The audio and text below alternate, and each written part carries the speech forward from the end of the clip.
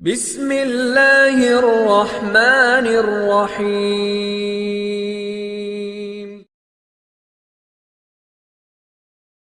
تاریخ بتاتی ہے کہ یشوع بن نون نے 1251 کاف میم میں بیت المقدس پر حملہ کیا۔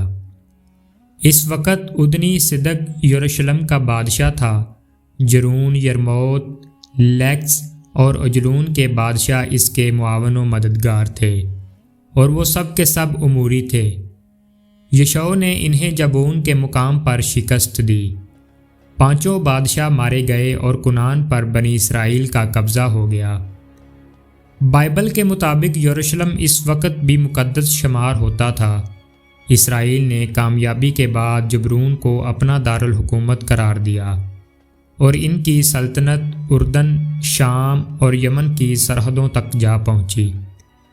آثار قدیمہ کی کھدائی بتاتی ہے کہ یشوع بن نون کی آمد سے 500 سال قبل برنجی دور شروع ہو چکا تھا، اور مقامی لوگ تانبے میں ٹین ڈال کر نئی دھات کا استعمال کرنے لگے تھے۔ بائبل گواہ ہے کہ جب بنی اسرائیل فرعونہ مصر کے تحت ذلت کی زندگی گزارنے اور 40 سال تک وادی طیہ میں بھٹکنے کے بعد فلسطین میں داخل ہوئے، تو اس وقت حضرت ابراہیم علیہ السلام کے انتقال کو قریباً 500 برس بیت چکے تھے، اور اس وقت بنی اسرائیل بہت بڑے موحد اور اللہ تعالیٰ کے احکام بجا لانے والے تھے۔ بائبل میں ہے کہ یشوع نے ارض فلسطین کی تقسیم میں یروشلم یہودا کو دیا، لیکن یہ بھی بائبل ہی کا بیان ہے کہ یہودا نے اپنے بھائی شمعون کی مدد سے لڑ کر اس شہر پر قبضہ کیا تھا، اور یہ واقعہ 1400 کاف میم کا ہے۔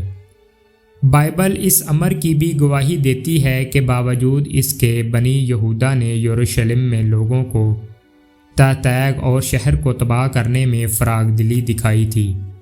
بنی بنیامین جنہیں یہودا آگے بڑھتے ہوئے شہر کی نگرانی سونپ گیا تھا، یبوسیوں کو جو یروشلم میں رہتے تھے نہ نکال سکے۔ پھر جب بنی اسرائیل طاقت کے نشے میں راہ ہدایت سے بھٹک گئے، انہوں نے احکام الہی کو پس پشت ڈال دیا، اور وہ جذبہ جس سے انہیں فاتح بنایا تھا دم توڑ گیا، تو وہ ذلیل ہو گئے۔ البتہ کبھی کبھار ان میں سے کسی کی غیرت ایمانی بھڑک اٹھتی، اور وہ ان کے جذبہ کو ہوا دیتا، اور یہ وقتی طور پر ابھر آتے، لیکن اس کی موت کے ساتھ پھر ذلت و رسوائی کے کار میں ڈوب جاتے تھے، یہاں تک کہ یبوسیوں نے انہیں وہاں سے نکال دیا، اور یروشلم ان کے لیے اجنبی کا شہر بن گیا۔ اس دور میں ان پر قاضی حکومت کرتے تھے، لیکن ان کی قومی زندگی طوائف الملوکی کا شکار تھی کہ ہر شخص اپنی مرضی کا مالک تھا۔ خود قاضی اور کاہن اپنی قوم کی بدعمالیوں اور بدعنوانیوں میں برابر کے شریک تھے۔ اللہ نے ان میں سمیعیل نبی کو، جو یہود میں حضرت موسیٰ علیہ السلام کے بعد دوسرے نبی شمار ہوتے ہیں، مابعوث فرمایا۔ سمیعیل نبی نے یہودیوں کو صنم پرستی سے چھٹکارا اور فلسطینیوں کی غلامی سے نجات دلائی۔ چنانچہ اللہ کی شریعت پر عمل کرنے سے اسرائیلیوں پر ماضی کی شان و شوکت لوٹ آئی۔ حضرت سمیعیل جب اپنی آخری منزل کو پہنچے تو انہوں نے بنی اسرائیل کو منشا کے مطابق ان پر حضرت طالوت کو بادشاہ مقرر کر دیا۔ اس کے حاکم ہونے سے 30 سال قبل یعنی 1050 کاف میم میں اشدودی بنی اسرائیل کو شکست دے کر تابوت سکینہ لے گئے تھے، جو 7 ماہ بعد انہوں نے خود ہی لوٹا دیا تھا۔ طالوت 1020 کاف میم میں بادشاہ بنا، اور اس کا سارا عرصہ فلسطینیوں سے لڑائی میں گزرا۔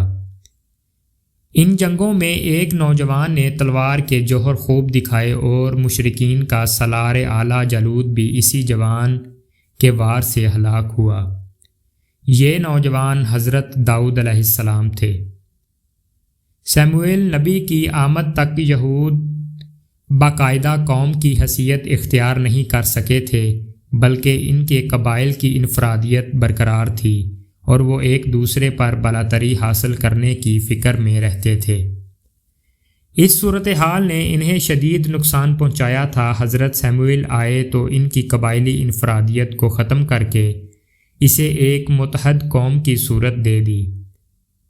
سموئیل کی ایک روحانی حاکم تھے، وہ بیک وقت شہنشاہ اور رہنما تھے، اور انہیں قاضی القضاء، استاد اور پیغمبر کے فرائض سر انجام دینے پڑے۔ گو انہوں نے باہم متصادم قبائل کو اکٹھا کر دیا تھا، لیکن طالوت کے عہد میں بھی ان کی قبائلی عصبیت ختم نہ ہو سکی، حتیٰ کہ حضرت داؤد مبعوث ہوئے۔ یہود کا ابتدائی دارالحکومت جبرون تھا۔ طالوت کی تخت نشینی اس شہر میں ہوئی اور وہ یہیں سے فوجی جنگوں اور شہری مہموں کی نگرانی کرتا ہوا طالوت شاہی اداب کا حامل تھا۔ جالوت کے مر مٹنے پر شاہی تاج طالوت کے سر پر سجایا گیا۔ وہ کچھ عرصہ کے بعد فوت ہو گیا۔ طالوت کے بعد بنی اسرائیل نے حضرت داؤد کو اپنا بادشاہ بنا لیا۔ ان کا ابتدائی دارالحکومت جبرون ہی تھا اور بیت المقدس پر یبوسی قابض تھے۔ حضرت داؤد علیہ السلام نے اسرائیلیوں کی متحد و طاقت کے ساتھ جنوب سے شہر المقدس پر حملہ کیا۔ زیریں حاصل بآسانی فتح ہو گیا، مگر بالائی حصہ کے مکین ڈٹے رہے، اور حضرت داؤد علیہ السلام کی یوں تضحیق کی کہ لولے لنگڑے لوگ فصیل شہر پر لا کھڑے کیے اور پیغام بھجوا دیا گیا، پہلے انہیں قابو میں لائیے۔ اس پر حضرت داؤد علیہ السلام نے زبردست حملہ کیا اور آخر بالائی شہر فتح ہو گیا۔ حضرت داؤد علیہ السلام نے یبوسیوں کو شہر بدر کر دیا۔ اس سے پورے فلسطین پر ان کی حکومت قائم ہو گئی اور ان کی عظمت میں زبردست اضافہ ہو گیا۔